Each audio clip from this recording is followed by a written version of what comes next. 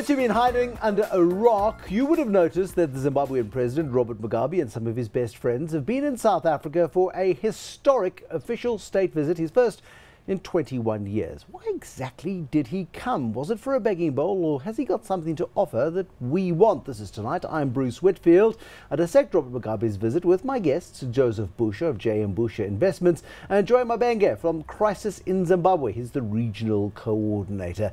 Joy, best bet. Why did Robert Mugabe bring a whole troop of his best friends to come to South Africa? It wasn't to sign 5 agreements, which is what they did officially, was it? Well, I think the first thing is that thank you very much for the opportunity. The first thing really is that people must understand that Zimbabwe is burning both politically and economically.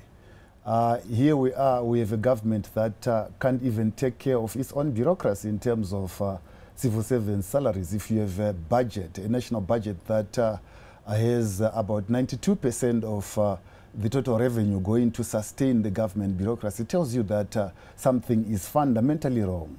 And to see President Mugabe coming down to South Africa wouldn't surprise us at all, because who would know for a fact that President Mugabe was here to try and get South Africa to assist, particularly economically. We would have expected something a little more, particularly as the leaders are meeting almost 2 years down the line after the expiry of the global political agreement, which was facilitated by South Africa. I mean, this isn't a new story, though. I mean, Zimbabwe's been in trouble for more than 10 years. I mean, in difficulty for 20, and in trouble for 10, in crisis for the last 5.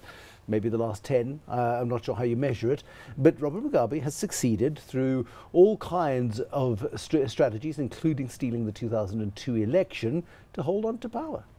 Yes, what you must understand, and what the viewers must understand, is that this particular visit, being a state visit as it is an official visit, and I understand that it is a visit that comes at the invitation of the host country.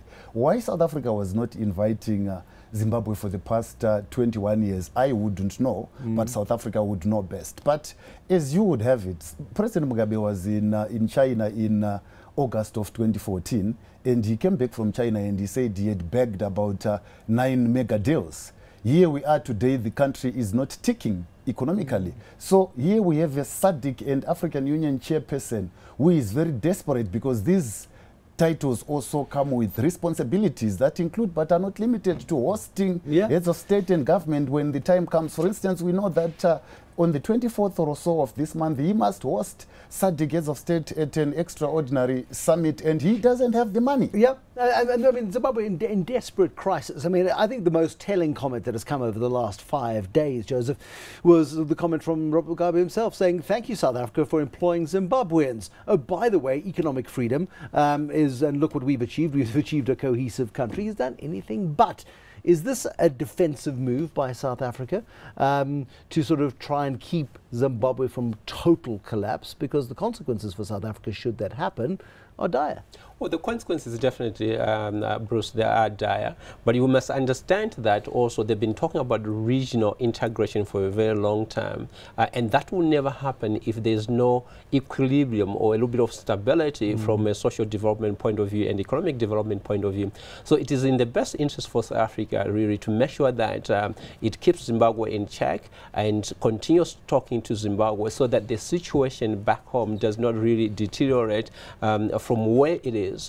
We had inflation over 1 million just before the dollarization, or having the multi-currency system. So I don't think Zimbabwe wants to go there, but also I don't believe that South Africa wants to go there, even if the benefit. But Zimbabwe doesn't want to go there. South Africa doesn't want Zimbabwe to go there yet. Robert Mugabe arrives singing from the same hymn sheet of indigenization, and yes, you're welcome to come in and please invest, but here are my rules, and you either do it's either my way or the highway. And investors, frankly, who were putting their own money or their clients' money into the country will go, well, you know what, I'll take the highway. I think the government needs to understand one thing. There needs to be trust. Okay, for any person to be able to invest money with you, they must trust you. So they need to start looking at it from that point of view, that you need partnership that is based on mutual benefit and trust. And also the laws, they haven't been quite consistent, you know, in terms of application. So you find that some deals say whether with country A or B. To be fair, South Africa hasn't been the clearest investment destination in the world either for the last 5 or 6 years. I mean, let's be open about that one too. Joy, is this Robert Mugabe's farewell visit to South Africa? Is this the end? The old man is sounding, his voice is sounding thin, it's sounding reedy, he is more frail than we've ever seen him. Well, correct, really. Correct, not in the sense that it is his last visit to South Africa, but correct that President Mugabe looks frail. President Mugabe has all signs of a president that is slowing down. So, really, he says that you will contest the 2018 elections. That's what he says. That's what his party says. Whether he's going to be there in 2018 or not, whether he would still have the capacity to do so or not, I wouldn't know. What's the state of opposition in Zimbabwe nowadays? Well, state of opposition in Zimbabwe, in my view, is that they are beginning to regroup. Of course, 2013, July 31st, 2013, threw opposition off balance because they went into an election that I don't know whether they knew that they were going to be defeated, because they got defeated because they had not completed the political reform process that had been started by the Global Political Agreement. The electoral playing field was as it was in 2008. Everything was just good in favor of ZANU-PF. So opposition was thrown off balance. But what we would expect as Zimbabweans is that every democracy must be vibrant with some opposition of some sort, and we would expect that the political opposition forces begin to regroup and begin to be the source of the people's aspirations, because what is coming out clearly is that... Have people given up? I mean, do people still have hope that there is room for change, that there is a viable future to be had, Joseph? I think there will be change in Zimbabwe in 2018 based on our own assessments.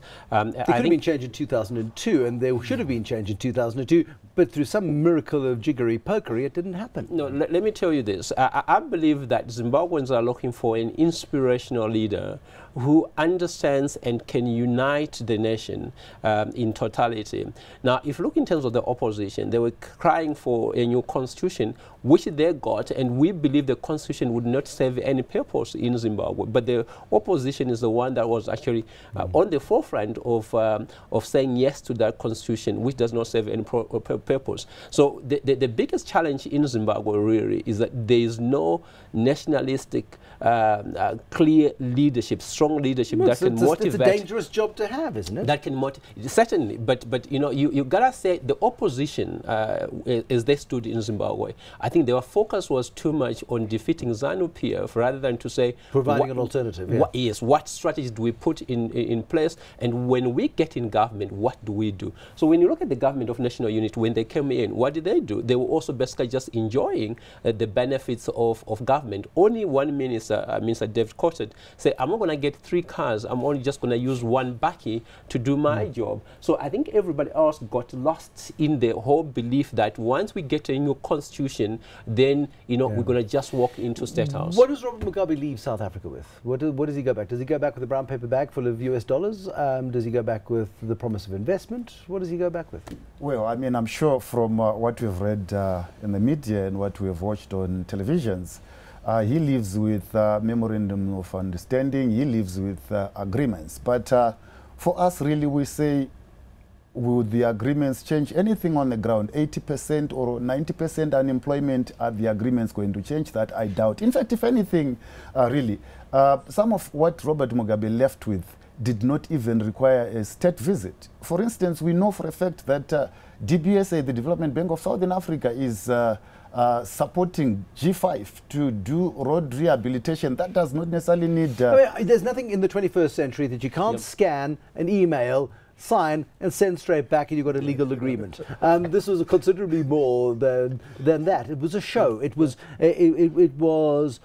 I don't know, a commemoration of a liberation hero? Was it any more than that, Joseph? I think there was more to it, and in particular from a social perspective, the fact that Zimbabweans are still streaming to South Africa as a shopping center, whether, you know, for your daily goods to live. But I think if we go back to your statement, would they go back with money? I think after trips to China and Russia, I don't think South Africa is going to run to give money. We had Swaziland that has been looking for money in South Africa as well, and haven't got that because there's certain things I think you know, those countries need to be able to meet before they can get money. South Africa's got its own challenges as a country, so I don't believe that, you know, it's going to just dish money. But what the countries need to do, or what we need to do in SADC, is to be able to put policies together that ensure that there's the basic service delivery to the people of the region. So it puts lots of pressure on the health system. It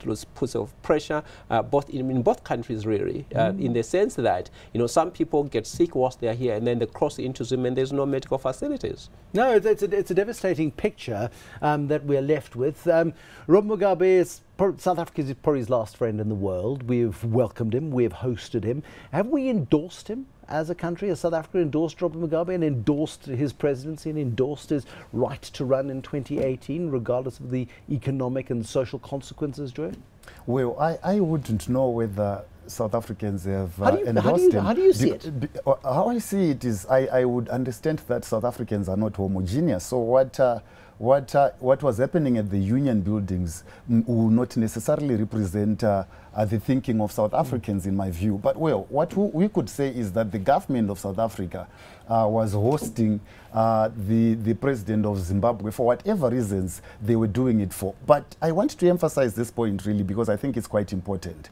We would have expected the two leaders to honestly and openly take stock of what has been happening to the country and in the country. I believe that what we see in the media might not represent the entirety of the discussions that these two leaders might have had. I wouldn't imagine that these two leaders did not speak about xenophobia, for instance. I wouldn't imagine that these two leaders would get an opportune moment and not speak about the political developments in Harare. It's quite clear that Harare is receding into what we saw in 2002, 2005, 2008, where basically there is no respect for the rule of law, there is no respect for human rights, there is not even respect of the new constitution that was adopted in 2013. And for them to come out and speak only about trade, we would be shocked to say, then what was the purpose of this state visit if they did not then get to the core of fundamental issues that they were supposed to touch on? I mean, that's a depressing perspective, and tragically, there's very much to be said for that perspective. What's yours?